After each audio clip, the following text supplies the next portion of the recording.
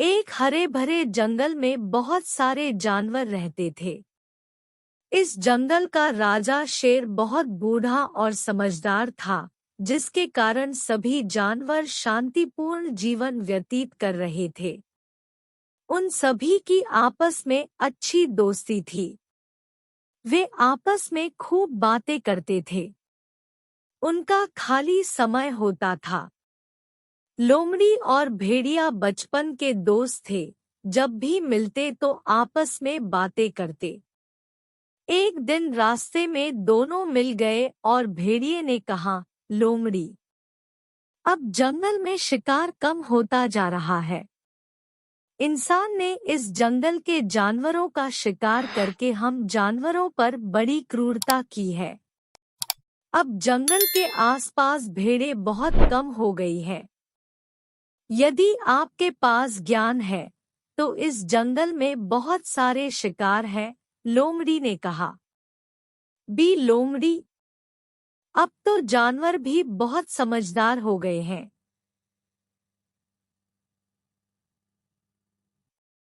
इंसान को देखते ही छिप जाते हैं और हमें देखते हुए भी इधर-उधर हो जाते हैं।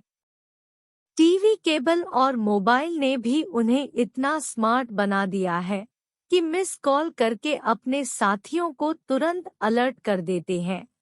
अब ट्विटर और वाईफाई है, वह भी उनकी पहुंच में। भेड़िया ने कहा, ठीक है, मुझे कोशिश करने दो। लोमड़ी भेड़िए को अपने साथ ले गई और नदी की ओर चली गई। वहां उसने देखा कि कई मुर्गियां और अन्य पक्षी पानी में तैर रहे थे। लोमड़ी ने भेड़िए को झाड़ियों में छिपा दिया और मुर्गी खुद बी की ओर बढ़ा। फिर उन्होंने मुस्कुराते हुए मुर्गा बी से कहा, मेरे प्रिय मित्र, आप कैसे हैं? मुर्गे ने कहा, मैं ठीक हूँ, लोमड़ी। मैंने तुम्हारी चतुराई के बड़े-बड़े किस्से सुने हैं और इसीलिए मैं तुम्हें देखकर डरता हूँ। तुम्हारा दोस्त भेड़िया कहाँ है? वह झाड़ियों में बैठा है और कह रहा है कि उसे विश्वास नहीं हो रहा है। लोमड़ी ने चालाकी से कहा, यह क्या कह रहा है? मरघा बी ने आश्चर्य से पूछा। मेरे दोस्त को छोड़ दो, लोमड़ी ने चालाकी से कहा। वह अभी भी झाड़ियों में क्यों छिपा है? मुर्गा बी अभी भी हैरान था। वह कह रहा था कि मुर्गियां बी पर बहुत सख्त होती है। अगर इसके लिए तकिया बनाया जाए तो कोई उस पर सिर रखकर नहीं सो सकता। लेकिन मैं कहता हूँ कि आपके पंख बहुत नरम है, उनका तकिया बहुत नरम होना चाहिए। लोमड़ी धूर्तता से, मेरे पंख वास्तव में नरम है। तुम्हारा दोस्त गलत है, मुर्गा बी ने पानी में चक्कर लगाते हुए कहा। यह वही है जो मैंने भेड़िए से कहा था, लेकिन वह नहीं मानता, लोमड़ी ने अपनी आंखें घुमाते हुए कहा। मुर्गा बी ने खुश होकर पानी में डुबकी लगाई और दूर जाकर पानी में आ गई।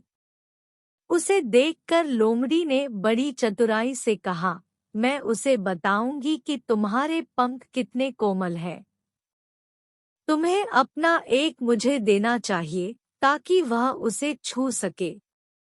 ठीक है, मैं तुम्हें अपनी पूंछ के कुछ पंख दूंगा। जैसे ही मुर्गी लोमड़ी की ओर मुड़ी, लोमड़ी ने उसे पकड़ लिया और कुछ ही पलों में उसे निगल गई। फिर उसके कोमल पंखों का तकिया बनाकर उस पर बैठ गई। भेड़िया बड़े आश्चर्य से सब कुछ देख रहा था।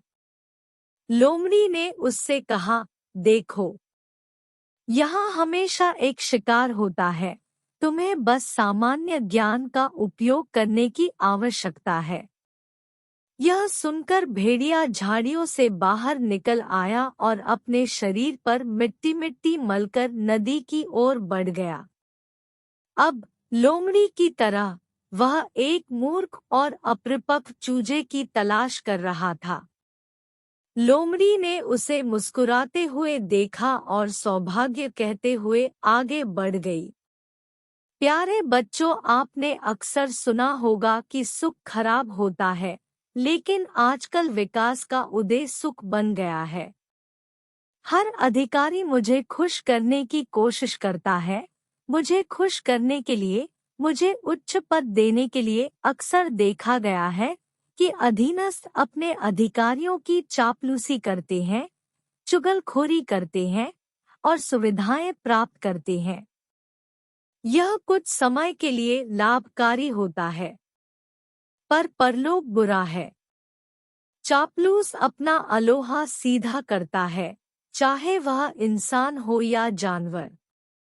सच्चा और असभ्य नौकर किसी को पसंद नहीं होता। लेकिन घबराने की जरूरत नहीं है, क्योंकि कहावत है कि सच बोलने का सबसे बड़ा फायदा है, उसे याद रखने की जरूरत नहीं है। नहीं तो झूठा नहीं जानता कि उसने पहले क्या बयान दिया था।